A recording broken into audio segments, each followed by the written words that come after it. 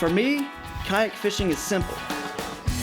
A boat, a paddle, a fishing rod, and unspoiled water.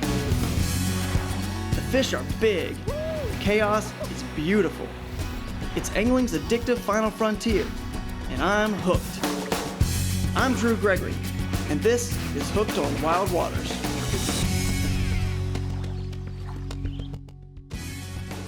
Drew Gregory's Hooked on Wild Waters has been brought to you by Tennessee Trailers, now offering the Hooked on Wild Waters by Drew Gregory's Signature Series edition. Visit hookedonwildwaters.com for more info.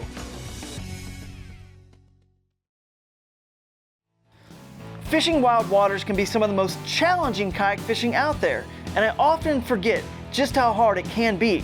Well, that is until I go fishing with family or friends that are a lot newer to the sport. I forget that I do so many subtle things that keep me in the proper boat position and even upright. However, if you're new to the sport and you face these challenges, I want to encourage you, take away the positive each time you may flip over or lose a fish because you got swept down into some rapids or into the trees. You now know what not to do, and you understand the importance of the kayaking part of kayak fishing.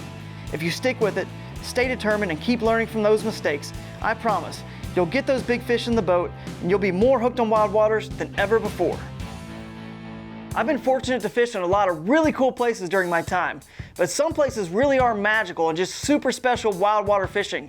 And one of those places is the Ozarks in Missouri, especially right here in Pulaski County, where we're on the Gasconade River with its mighty bluffs, clear water, and of course, hungry and big, hard-fighting smallmouth bass. Well, if you've seen the show before, you know I'm not always in search of the biggest fish, but the biggest adventure. And that's why I find myself on the Gasconade River here today.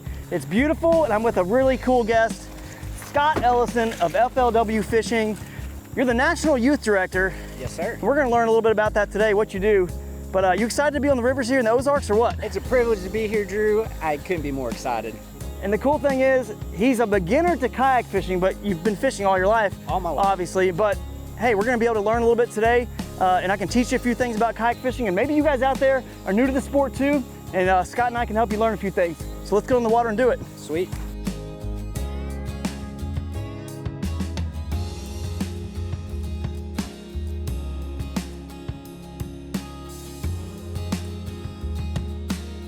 Scott works for FLW Fishing, so he's definitely not new to fishing, but he is new to kayak fishing. And what I recommend for him and anyone out there that's a beginner, don't add an anchor wizard or a power pole right off the bat. You need to learn how to kayak first, and then you can learn how to slow down and use those anchoring products. What this means is Scott's gonna actually pass up some stuff a lot quicker because he has no way to stop or slow down. I'm gonna be able to fish behind him a little slower and get into those areas. And one of those particular areas was right at the beginning of the float. This beautiful blowdown, it would take forever to fish it if you really want to fish the whole thing. I don't know if he got one up in there. I'll try to boat position myself right up in here. I flipped my jig back in there and got hammered. This awesome little largemouth bass got the day started off right. Oh yeah, whoa, what a jump. It's a largemouth, I think, and that was a smallmouth jump. Yeah. It is a largemouth, but it jumped like a smallmouth. It's those river fish, those feisty river fish. They're just living on a treadmill. They're not the fat, lazy guy eating Frito-Lays on his couch. They're the guy at the gym working out hard every day or 5 days a week. Strong fish. Let's let her go on the jig. That TRD crawls in the back. This has been my go-to lately. I wanted to explore more of Pulaski County to see all that it had to offer because people have told me about so many cool things. So I'm gonna take my time today, get a lay of the land, go drive around, scout out, and see some of the sights and some of the places that I might catch some big fish in wild waters.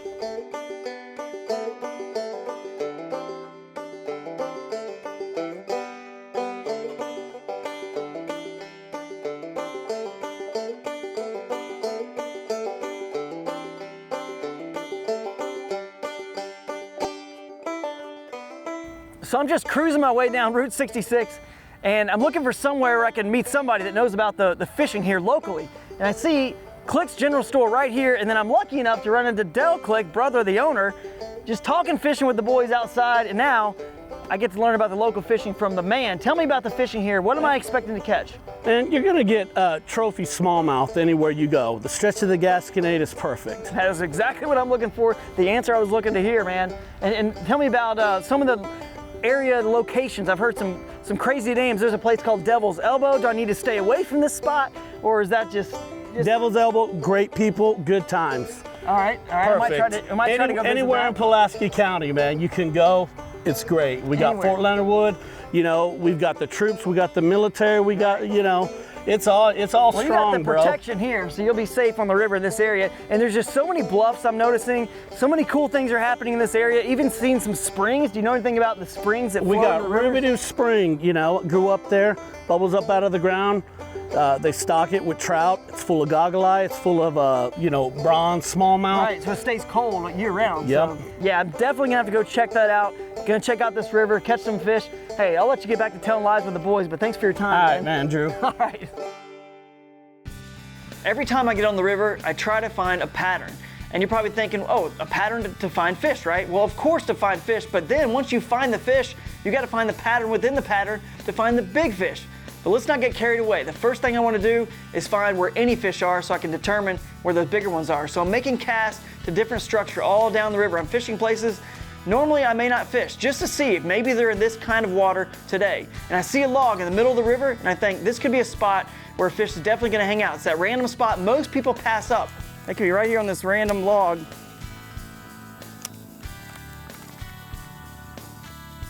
Like right there, they should get blown up. Oh, there he is. Right there where I said too. Like right there, it should get blown up.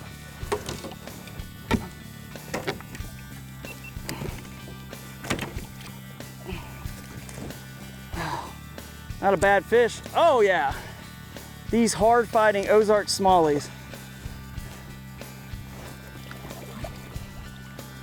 They're just so much fun. I could do this all day long if they were all the same size. All right. Nice little 15-inch Ozarks smallmouth. I could do this all day long. And good news is, I'm going to. Well, Scott and I approached this beautiful bluff, and man, I'm thinking if there's ever gonna be a big fish in this river, it's got to be on this bluff wall. I mean, you got deep water, moving water, tons of big boulders. This just screams huge smallmouth. And to my complete shock and surprise, we didn't really get anything on this bluff. And it just goes to show you how crazy fishing can be and how different it can be from day to day. So now we gotta figure out where are these big fish gonna live. We make our way downstream, and it definitely isn't as beautiful as the bluff, but we're starting to learn a pattern. We're at least catching fish in the subtle areas, not the most beautiful scenic areas where you think they would be. All right, folks, we're catching some different species today, and this, as you can see, is a very nice sized crappie. Bill Taylor, our head tournament director, FLW, he'd say that would release right into the grease. So that's a beautiful fish right there, and you just never know what you're gonna catch. That's what's so much fun about this. We're gonna let him go.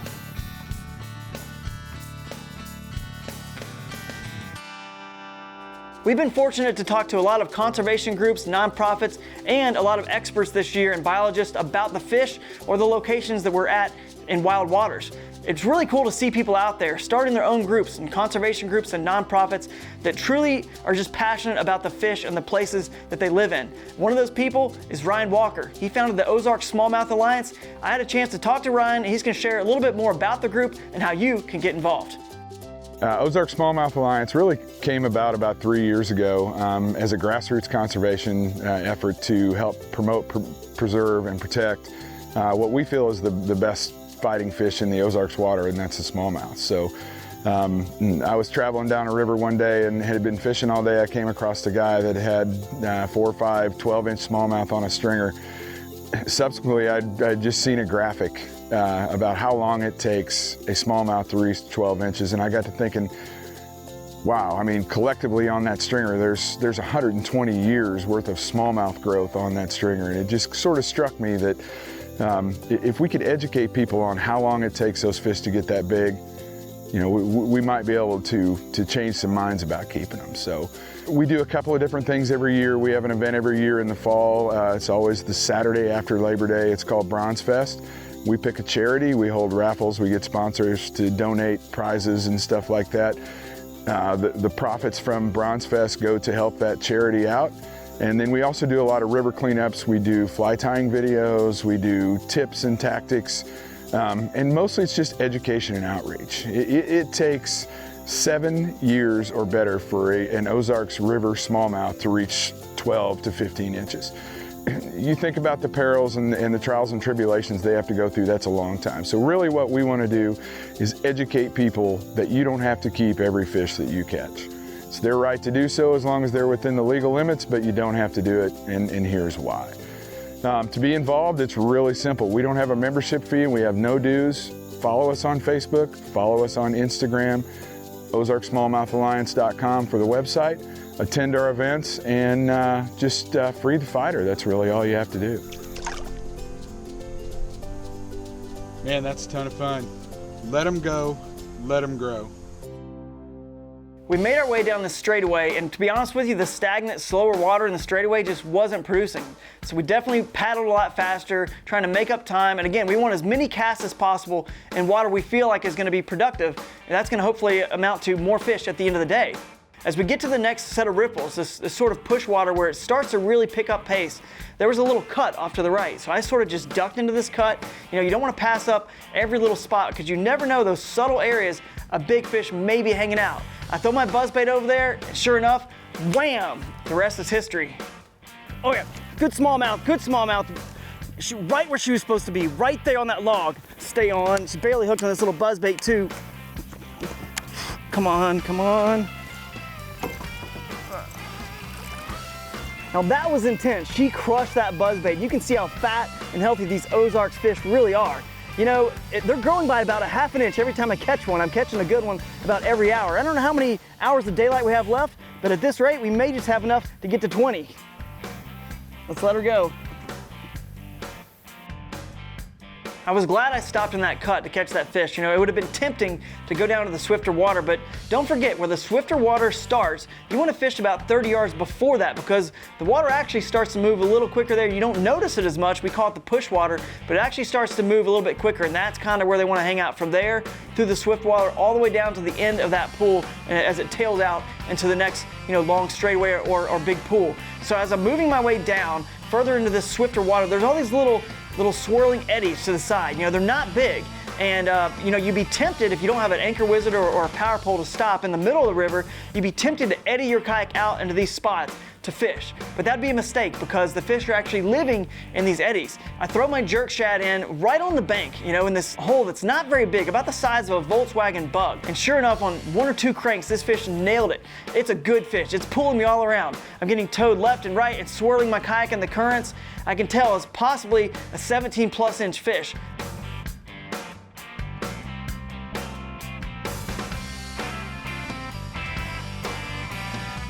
I get it in the boat, sure enough, right at 17 inches, that's the kind of fish we're looking for. That's why we came to the Gasconade River. The combination of power fishing and throwing the jerk shads right behind it has been killing it today. This is a 17¼ inch fish, just a long skinny one, but a very solid fish, a good fight, a lot of fun here. We're gonna let this guy go, but man, look at that, right down the throat. She wanted that.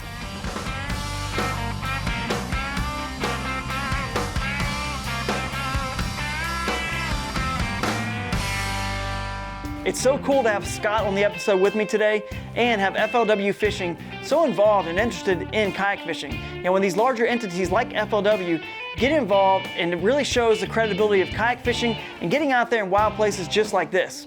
So FLW and our partners are all about getting our next generation of anglers involved with the sport. And so we just encourage anyone out there who might be wanting to start a high school bass fishing team at their school or in their community to reach out to us at flwfishing.com, and we'll get you started in getting you involved in the world of high school fishing. The Ozarks alone are beautiful and a special place, but within there's the Gasconade River, which is equally just as special. But then within our float today, our 6 miles, there's always a spot, and every one of your floats too, there's always a special spot in that 3, 4, 5, 6 miles you're gonna float that day that's just different. And you can just tell that's where fish are gonna be. If there's a big fish, that's the spot it's gonna be. And at the end of the trip today, we get to one of those places. And you can see logs all over, all kinds of structure, the right depth, you know, this 3, 4, 5, 6 foot depth. Current is there. rocks are there, wood, everything is there. As you can see, it's just truly a special spot. And I can tell, if we're gonna get a big fish, this is where it's gonna happen.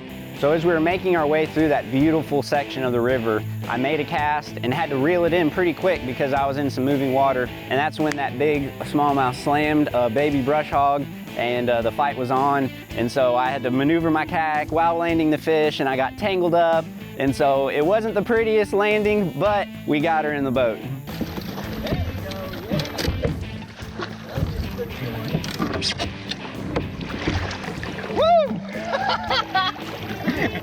We knew there was a big fish in there. Drew called it, and I was the lucky one to walk away with a monster 18-inch smallmouth bass that fought hard, jumped a lot, and it was a great way to end the day on the biggest fish.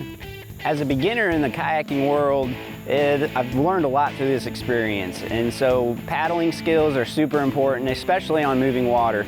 And so being able to control your boat while making that precision cast and landing that big fish, you have to really be on point and focused and dialed in on what you're doing. It was so cool to see us finally learn a pattern and catch small fish, but then find a pattern within the pattern to start catching bigger fish. But especially for Scott, I was so happy because he had lost some nice fish. He had some frustrating moments, but the entire day, he just kept the biggest smile on his face. So I can definitely see why he'd be a great national youth director for FLW fishing. You gotta stay positive out there, and he did that. So it was so cool to see him get rewarded with that fish in such an amazing fight. It was just icing on the cake to this awesome river trip, and a great way to end the episode and the season, and what a season it was. Kicking the season off down in Florida with my good friend Chris Lane, former Bassmaster Classic champion Chris Lane, as he fished out of the new Blue Sky Boatworks Angler 360, and man, did he fish out of it well. He caught some monster bass in those golf course ponds at Shingle Creek. What a truly cool and unique, different wild waters fishing experience. Then heading north to the mighty Congaree River system. This place is definitely special to me. You know, catching smallmouth bass, pre-spawn, super fat and aggressive with moving baits, that was my style of fishing for sure. I could have honestly stayed there and filmed the rest of the season right there in that spot and been perfectly happy. Making our way into Georgia to fish the Chattooga River, one of the biggest challenges I've ever faced, just to catch the smallest bass we've ever pursued on the episode. However, it was definitely one of the most beautiful bass of all the black bass species I've ever caught. Then heading south to the other side of Georgia to the middle Chattahoochee River right on the border of Alabama, we caught so many species it was hard to keep count. And we did so right below a couple of the most scenic dams I've ever been to, and we got to learn so much more about these dams and how they interact with our wild waters. And now heading back north, one of the episodes that'll be nearest and dearest to my heart forever, we got to fish with the youth from the Southeastern Youth Kayak Fishing Association on the upper Chattahoochee River, where we caught shoal bass, spotted bass, and most importantly, we got a lot of young anglers out there hooked on wild waters even more. Looking back on this season, I am so blessed to be able to do this for a living and share my passion for wild waters with each of you guys out there. I'm so excited to get back at it for season 5. We're gonna be at new places, new adventures, and bring you even more reasons why I'm hooked on wild waters. Drew Gregory's Hooked on Wild Waters has been brought to you by River Bassin Tournament Trail. No egos, just fun. Jackson Kayak, we make fun. GoPro, be a hero. Bending Branches, pretty, smart paddles. Orion Coolers, never lose your cool. 13 Fishing, make your own luck. Z-Man Lures, the science and art of fishing.